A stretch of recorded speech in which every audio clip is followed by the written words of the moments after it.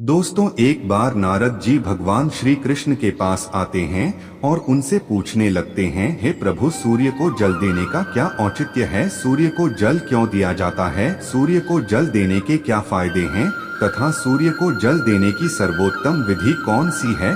तब भगवान श्री कृष्ण नारद जी से कहते हैं, हे देवर्षि, आपने समस्त मानव जाति के कल्याण हेतु उचित प्रश्न किया है। सूर्य देव की उपासना अत्यंत शुभ फलदायी है। प्रत्येक मनुष्य को सूर्य को जल अवश्य देना चाहिए है।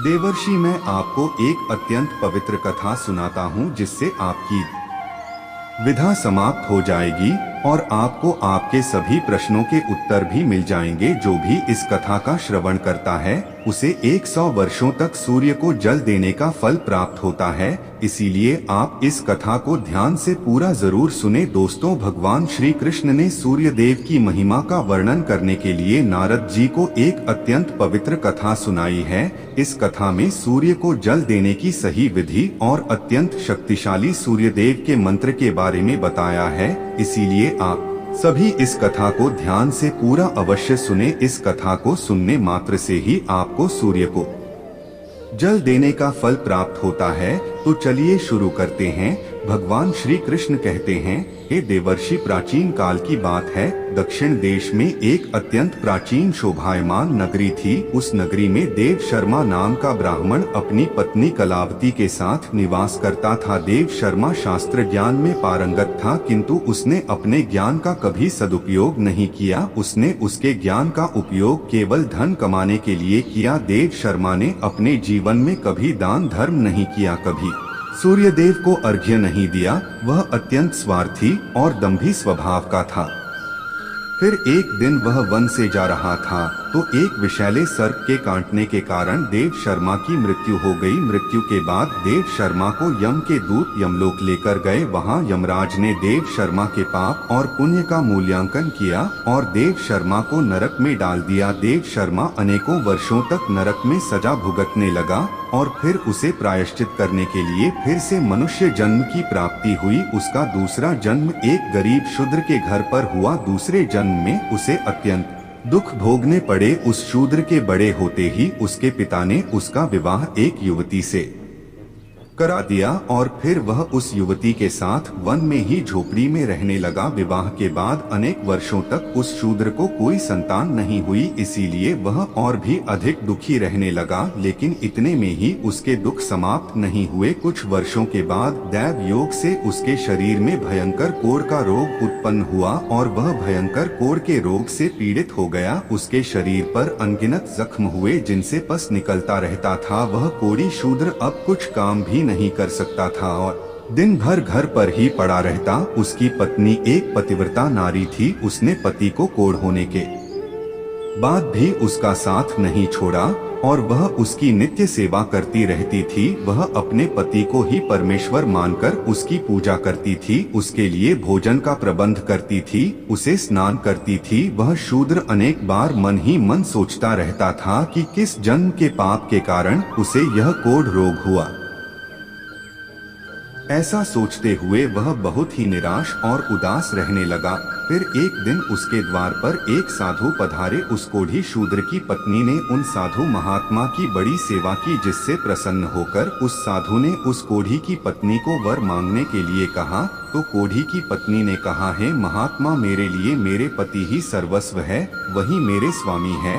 आपसे विनती है कि मेरे पति का रोग दूर करे और उन्हें पहले के जैसा बना दे। इस पर उस साधु महात्मा ने कहा, हे देवी, यह रोग तुम्हारे पति को उसके पिछले जन्म के कर्मों के कारण प्राप्त हुआ है। यही विधि का विधान है, मैं इसमें हस्तक्षेप नहीं कर सकता। ईश्वर मनुष्य को उसके पाप कर्मों का दंड अवश्य देते हैं, कोई भी इससे छूट नहीं सकता। किंतु मैं तुम्हें इसका उपाय बता सकता हूँ। इस रोग से बचने के लिए केवल एक ही उपाय है, तुम अपने पति को लेकर सूर्य देव की शरण में जाओ, सूर्य देव की नित्य उपासना करो। सूर्य देव की कृपा से तुम्हारा पति कोढ़ से मुक्त हो जाएगा और उसे कामदेव के समान रूप प्राप्त होगा। फिर उस साधु महात्मा ने उस स्त्री को सूर्य देव की उपासना की विधि बताई। उस विधि को जानकर उस कोढ़ी की पत्नी ने अपने पति के साथ मिलकर पूरी निष्ठा और श्रद्धा से सूर्य देव की उपासना की और देखते ही देखते कुछ ही दिनों में उसका पति पूरी तरह से ठीक हो गया।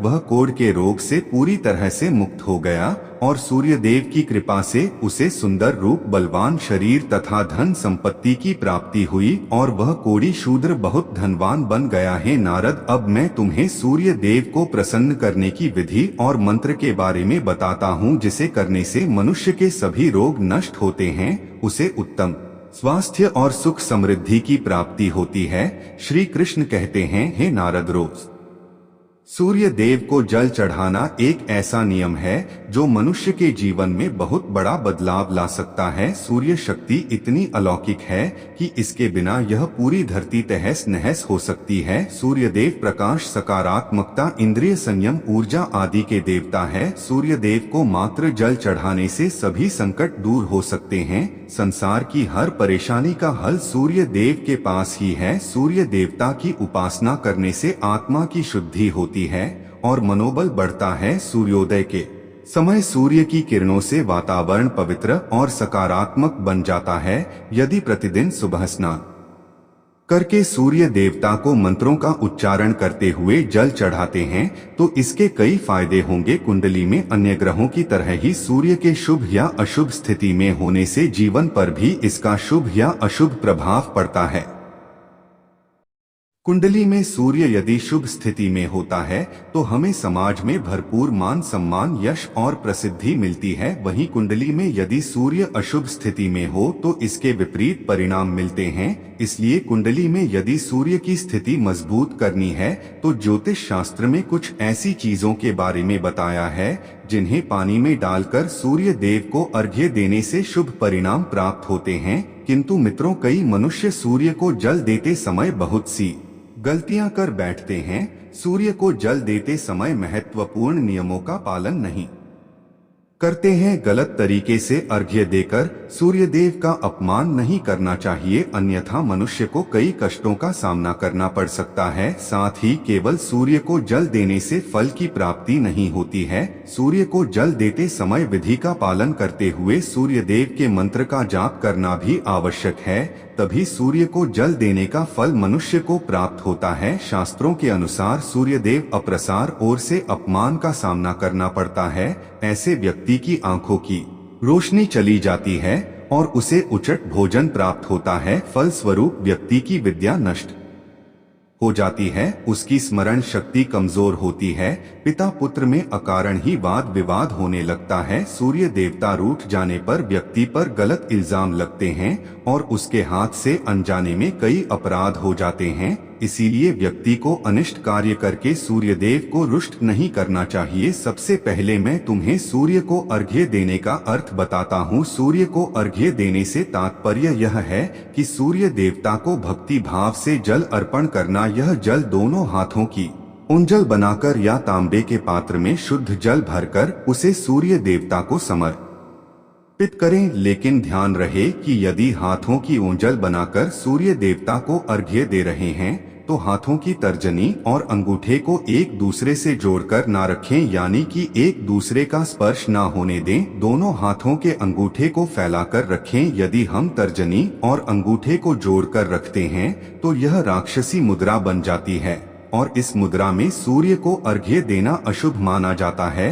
यदि पात्र में जल भरकर सूर्य देवता को अर्घ्य दे रहे हैं तो भी उस पात्र को दोनों हाथों के अंगूठे का स्पर्श ना हो, इसका ध्यान रखें। अर्घ्य देते समय अपने दोनों हाथों को ऊपर उठाकर पात्र को पकड़े और सिर झुकाकर रखें। सूर्य देवता को अर्घ्य हमेशा सूर्योदय के समय देना चाहिए। उगते हुए सूर्य की उपासना करना हमेशा ही शुभ होता है। सूर्योदय के 2 घंटे बाद अर्घ देने का कोई भी औचित्य नहीं होता है। यदि किसी कारणवश आप सूर्योदय के समय अर्घ्य ना दे सके तो 3 बार अर्घ देने के बजाय 4 बार अर्घ्य दें और सूर्य देवता से क्षमा मांग ले, इससे दोष कम हो जाता है। सूर्य को जल तांबे के पात्र में ही देना चाहिए। तांबा को सूर्य देव की प्रिय तो माना गया है, इसीलिए सूर्य को जल देने के लिए केवल तांबे से बने पात्र का ही प्रयोग करना चाहिए। अन्य धातुओं से बने पात्रों में सूर्य को अर्घ देने से कोई लाभ प्राप्त नहीं होता है।